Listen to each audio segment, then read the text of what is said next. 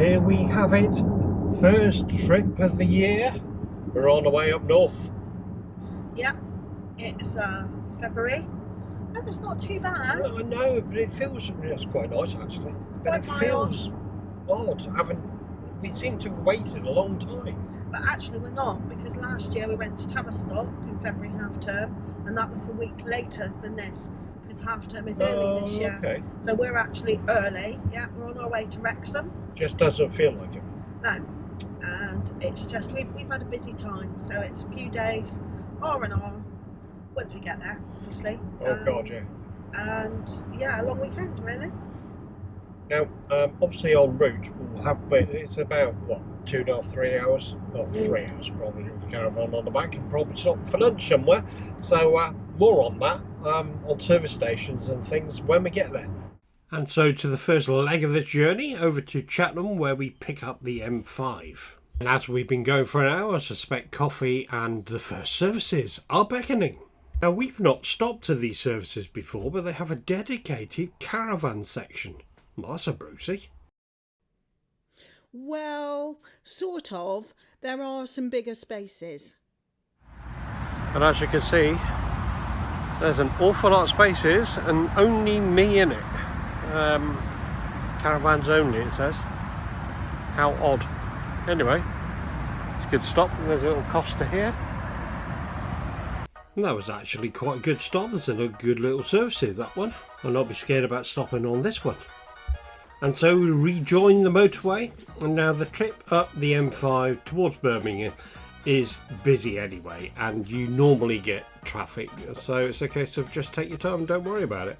But the joining of the M5 onto the M6 luckily wasn't too bad for us, and we're actually not on it for all that long this time, as we're not taking the M6 up towards Stoke-on-Trent, but over on the M54 towards Shrewsbury, where we encounter our second and last stop. This is Telford Services, and just like the last one, they have a dedicated caravan area. And so let's follow these signs.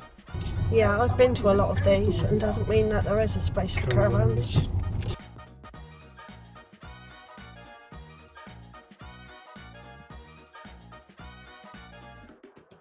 Caravans straight on here. Down here? Straight on this says. Yeah. Well, that's a crap side, so not straight on then. I'll have to do some reversing here then.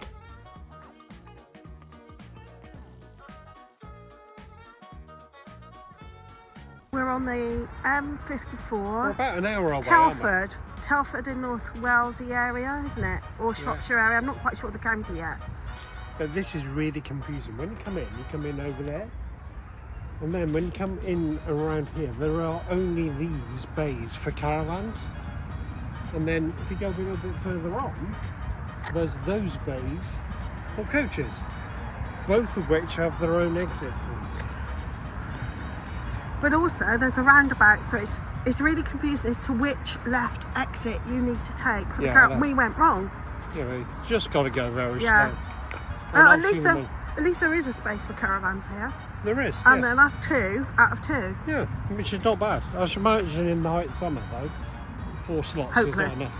Hopeless. Well, So there might be 5 slots actually. Alright, you count. I am in one. But as you can see, I don't quite fit in it because if you're supposed to fit your car and the caravan in there, no chance.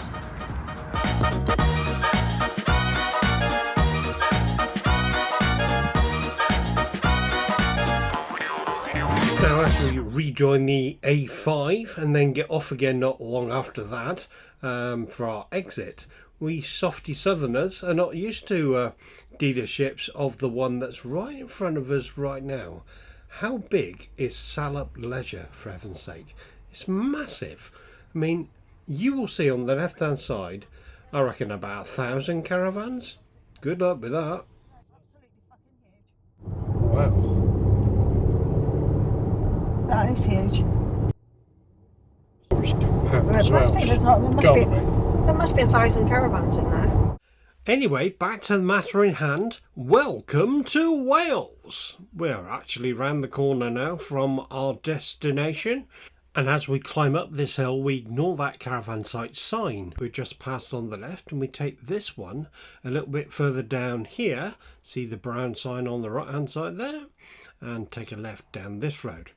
Now, at the end of this, it's a good job that this little mini roundabout is flat, because there's not much chance of being able to, dare I say, do anything other than go over Straight it. on.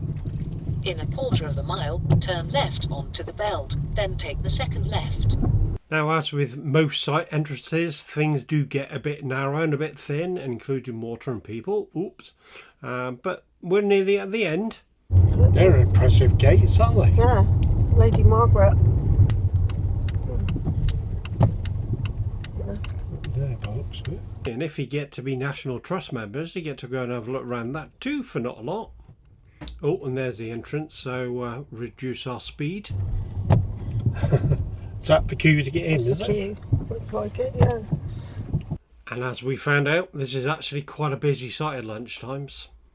As you can see, there's not a lot of room to get by, so my advice, don't try to go out and about or leave at lunchtime. We really want pictures over here. Well, we'll have to tell this lady.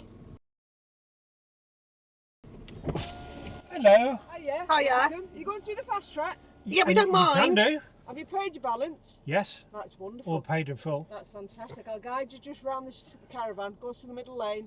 Should recognise your number plate. Follow the on-screen instructions. We like the sound Okay. of that. And then Alright. did we come back for this No, what? free night voucher Oh, thing? you can do, yeah. If you For get that? yourself set up, Then come back. come back when you're round. Okay, thank I'll you very just much. guide you, make sure nobody's coming this way. Yeah, okay, Wonderful. thank you.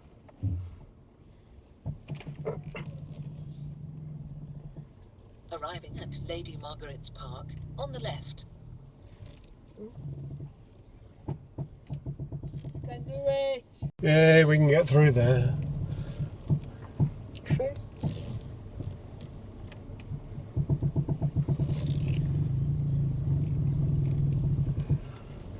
Yeah, we're through. Excellent. So straight on here. Straight on, and did she say first right? Over the bump, first right. I've got a map. So it's right, we're coming this way.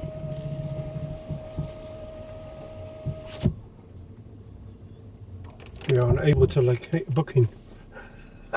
Please pop into reception. That's ridiculous though. No, because Yeah, go on. Pop into reception. Your fast track works really well. not. And after Fiona going inside to sort out our booking issue, I get entertained via the rear camera on my caravan. Just watch this.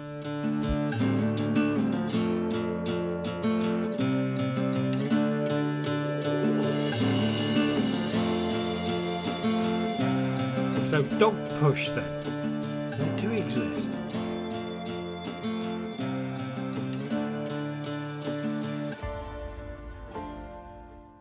Hey, we're off. You know, they sent a text to say, is this the registration? I text back And answered it. and answered it. They didn't change it. Ah, so that's the problem then. Now, as a thought, going into reception actually is quite handy because we found out on there that yes, we have a service pitch, but to avoid the trees for our satellite dish, we'd be better off round here. 84? Yeah, 84. And so that's it. Just get the movers on. Don't you just love doing this in the rain?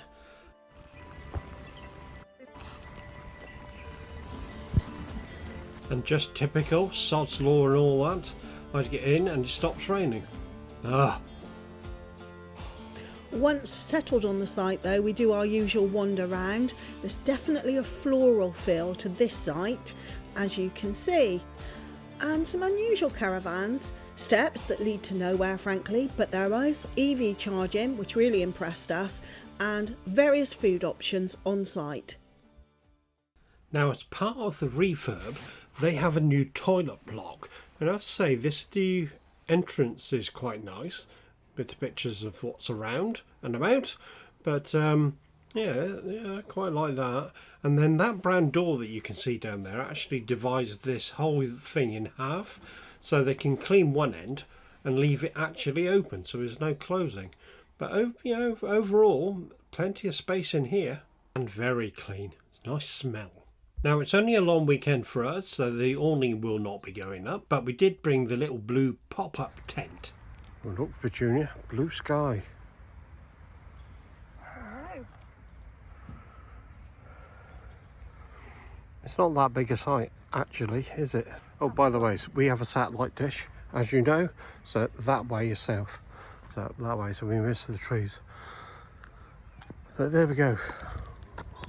And being the nosy urchins that we are, we continue with wandering around various parts of the site, including the dog walk and the not dog walk. Interesting, this little path goes in the back of somebody's pitch. Look, there's a toilet box. How'd you get to this toilet box? Well, There's steps over there, look. walk across to the grass to those steps. Yeah. Or walk all the way around. Oh, right, okay.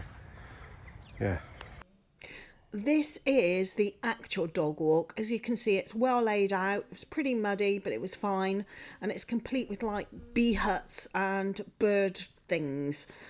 Don't you find it quite funny that the way you learn about bugs and animals is to go on a dog walk? You can tell this is old, look. It's got the old Caravan Club logo. And it's looking a bit faded, I have to say. About birds and plants and fungi and stuff, and who did what and when. Oh look, a little ladybird. And there's a bug hotel. Well, not called a bug hotel, what do we call it? Mini beast mansion. Oh. It's hard to tell if there are any mini beasts in there. Yeah. And I don't want to find out. That's, Particularly bees or wasps. yeah, cool. And that's it for the end of the day, but luckily it's the weekend. Most campsites do something. This one has a Cornish pasties. Fabulous. Well, that'll do us till tomorrow morning. So in the morning we head back towards the reception area to do a bit of exploring around and about the site. Ooh, you don't see this sign very often. It looks like there's an awful lot of problems around here with snow and ice.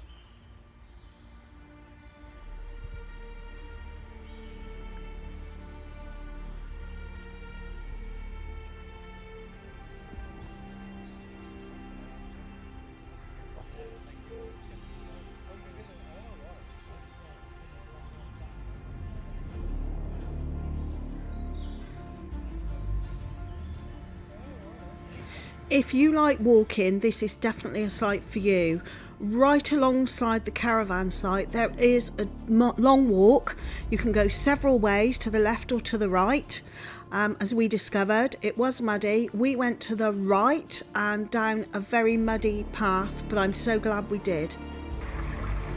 So you finished coming down that path, which I have to say is quite steep, and then you see this sign. It's actually,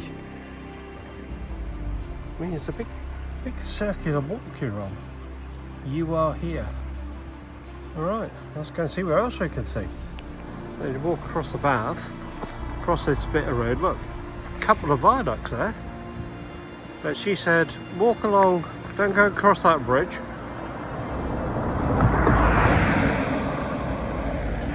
And walk along that field. Over to those viaducts.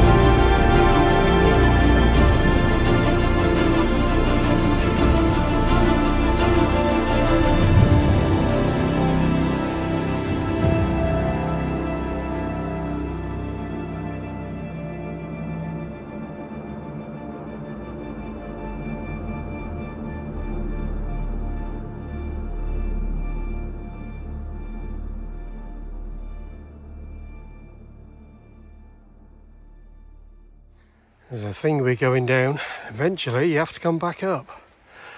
Whew. All right. Steeper than it looks. Or we're just grossly unfit. But anyway, as Wrexham is the place we want to see, we take that 20-minute drive, some retail therapy and maybe some lunch, and then perhaps have a look at the football club whilst we're at it. And so we head into Wrexham for the church and find this car park, which has a really weird situation. It's free after 11 o'clock in the morning, but you have to pay between 8 and 11. But the weather's improving. It's a really working class place with some very interesting architecture, all with a real Victorian feel. And look, must have been an old brewery back in the day. It isn't now. Links to Liverpool, perhaps? We indulge in some retail therapy before having food at the lovely Reggie's, complete with historical features. And some really, really good food. And look, a familiar face and a familiar football ground. And some turf, maybe a Guinness.